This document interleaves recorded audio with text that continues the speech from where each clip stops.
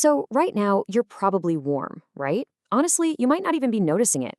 If it gets a little chilly, a heater just kicks on in the background, or you grab a coat before heading out the door.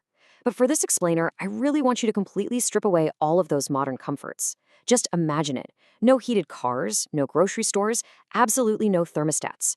Drop yourself directly into the freezing, unforgiving reality of an ice age winter. We're talking about a season so brutal it could literally kill a person in their sleep before they even knew what happened. Okay, let's dive into this and look at how our ancestors actually managed to make it through. Because honestly, this is the ultimate question we have to answer. Think about it for a second. Human beings are tropical animals. Our bodies evolved for the intense heat of Africa. We've got bare skin, we literally sweat to cool ourselves down. And if you leave an unprotected human in extreme cold, hypothermia is going to set in within hours. We didn't have a single natural biological advantage to face an ice age, and yet we walked straight into some of the absolute coldest environments on the planet. Just look at the massive mismatch here. The animals actually living out on the ice, they were built for it. Mammoths had incredibly thick, heavy fur.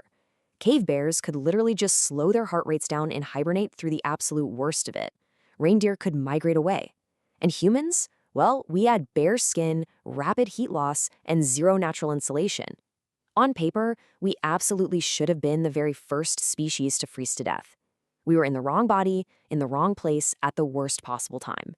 And winter didn't just attack us in one way. It actually deployed 4 distinct weapons to try and wipe us out: lethal cold, a total lack of shelter, intense hunger, and endless darkness. But to survive, our ancestors had to use their brains and their hands to basically build the biological advantages they lacked. They invented this incredible series of interlocking technological systems to defeat every single one of those threats. So let's start with their absolute most awe-inspiring invention. To defeat the lack of shelter, human ingenuity reached a scale that is just mind-blowing. Out on the frozen landscapes of what is now Ukraine and Russia, there were no deep caves to hide in. There was barely even any wood to build with. So, what did they do? They used the giants that roamed the earth. At archaeological sites like Mezerich, we found homes engineered entirely out of the remains of massive beasts. Quite literally, people made homes out of giants, using mammoth bones to build their own salvation. Let's actually break down how they pulled this off 15,000 years ago without a single piece of timber.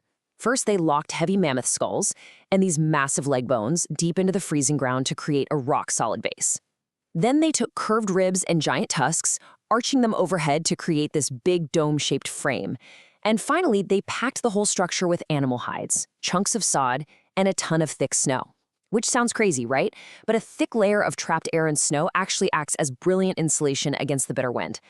And inside these structures, it gets even better. They were mastering thermodynamics tens of thousands of years before anyone actually wrote down the science for it. A lot of these shelters featured what's called a cold trap doorway. Because cold air is heavier than warm air, they dug the entrance tunnel lower than the main sleeping area. So that heavy, freezing air would sink into the tunnel and stay trapped down there, letting the warm air from their fires rise up and keep the whole family comfortable above. Absolutely genius. Now, this human obsession with capturing heat and holding on to comfort, it goes way, way back. Archaeologists have actually found evidence of carefully layered grass bedding in South Africa that dates back 77,000 years. So long before our species ever even left the African continent to face an ice age, we were already engineering our living spaces to hold on to warmth. But hey, make no mistake here, living in a mammoth-bone hut was definitely not some cozy winter vacation. Researcher Olga Soffer has pointed out that keeping a shelter like this running demanded a relentless, exhausting cycle of labor. Every tiny gap between those bones was a doorway for freezing wind, so they were constantly patching hides, sealing up drafts with sticky pine pitch, and very carefully managing their fires in a sealed space. It was a really dangerous balancing act between staying warm and risking fatal smoke inhalation. And speaking of those fires, just keeping them lit was a huge hurdle. Out on the open frozen tundra, wood was incredibly scarce. So instead of wood, they burned the very mammoth bones they built their houses out of, tossing in animal fat to keep it going. Archaeologists initially expected to find these rough, primitive little fire pits. Instead, they discovered carefully built fireplaces inside these shelters that were burning at over 600 degrees Celsius. That is intensely hot, and it gave them the essential heat and light they desperately needed to survive the night. Of course, eventually, you do have to step outside your mammoth bone shelter.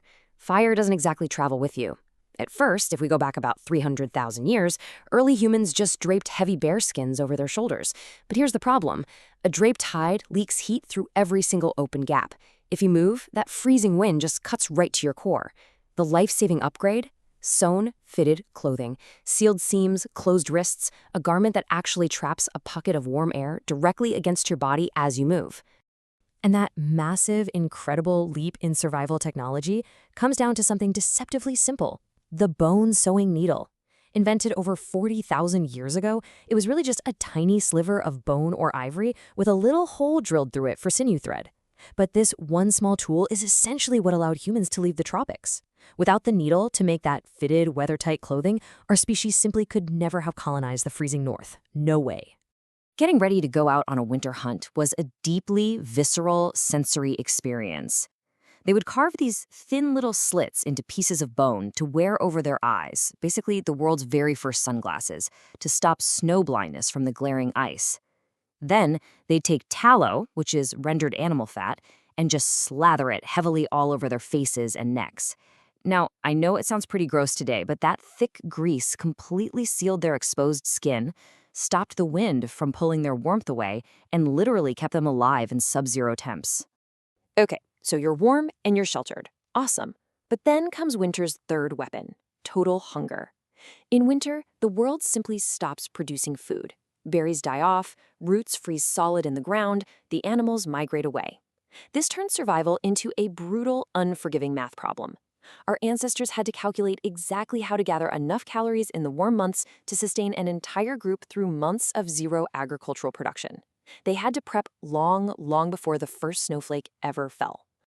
To solve this math problem, early humans became absolute masters of zero-waste preservation, completely without modern refrigeration. They dried and smoked meat in the crisp autumn air. They literally used the frozen ground as a natural freezer, burying entire carcasses in permafrost ice cellars. We even have evidence they sank heavy mammoth meat down into freezing ponds just to keep it fresh.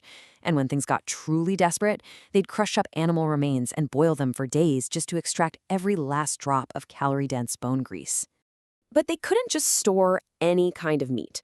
Researcher John Speth highlights that our ancestors actively targeted the absolute fattest animals they could find in late autumn. Why? Because of a terrifying condition known as rabbit starvation. If a human tries to survive on purely lean meat without enough fat or carbohydrates, the body eventually just shuts down, and it can actually be fatal. They understood instinctively that fat was the ultimate fuel.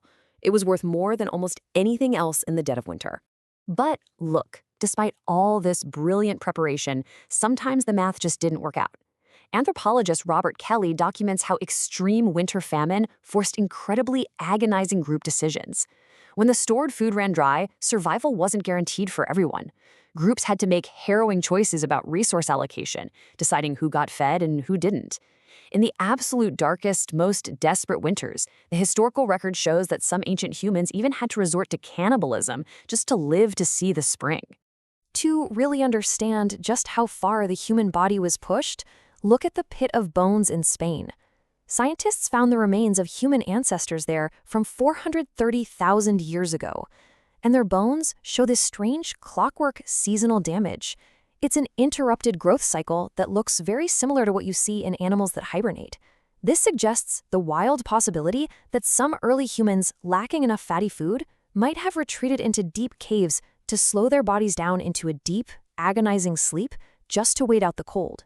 But for the ones who stayed awake, they had to face the fourth weapon, the darkness. In the deep north, you might face 16 hours of freezing, pitch-black darkness every single day. The mental toll of that kind of confinement? Staggering. But our ancestors turned that darkness into a workshop.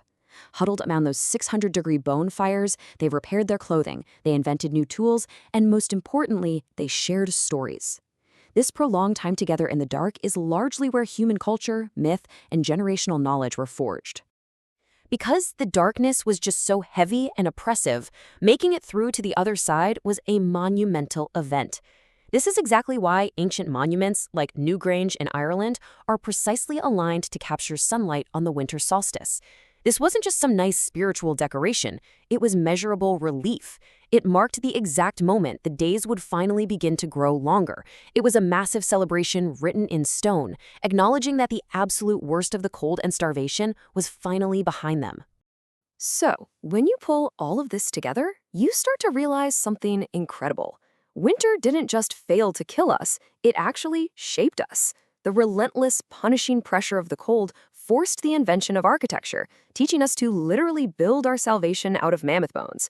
It forced the invention of fitted clothing, complex food preservation, and those tightly knit storytelling cultures that now span the globe. The hardest season on Earth made us more capable and inventive than we ever would have been otherwise.